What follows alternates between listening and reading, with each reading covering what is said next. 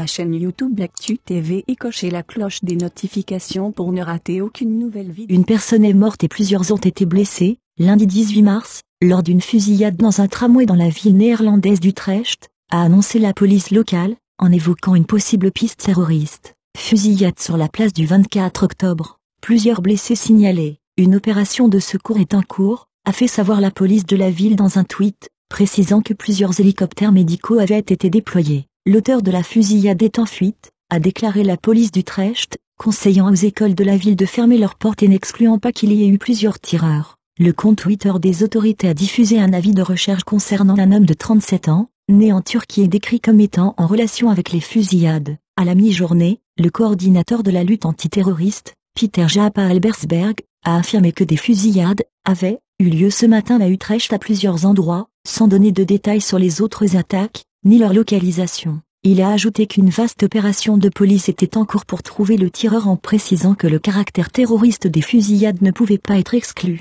Auparavant, Peter Jaapa Albersberg avait annoncé que le niveau d'alerte de menace terroriste était passé à 5 dans la région d'Utrecht, soit le niveau le plus élevé. La police a précisé que la sécurité était également renforcée dans les aéroports et les bâtiments clés du pays. Le Premier ministre néerlandais, Mark Rutte, a annulé une réunion de la coalition gouvernementale et s'est dit profondément inquiet de la situation. Lors d'une conférence de presse donnée en début d'après-midi, il a déclaré « La violence a durement frappé des innocents. Un acte de terreur est une attaque contre notre civilisation. Notre état de droit et notre démocratie sont plus forts que le fanatisme et la violence. » Par ailleurs, le leader du Parti travailliste, Lodewijk Asscher, a annoncé sur Twitter qu'après consultation avec les autres partis politiques, les activités de la campagne pour les élections locales du 20 mars étaient suspendues jusqu'à nouvel ordre. Dans les autres grandes villes du pays, la présence policière a été renforcée. À La Haye, des policiers lourdement armés ont été déployés autour du Parlement et du siège du gouvernement. À Rotterdam, la police a annoncé que la surveillance était accrue autour des gares et des mosquées.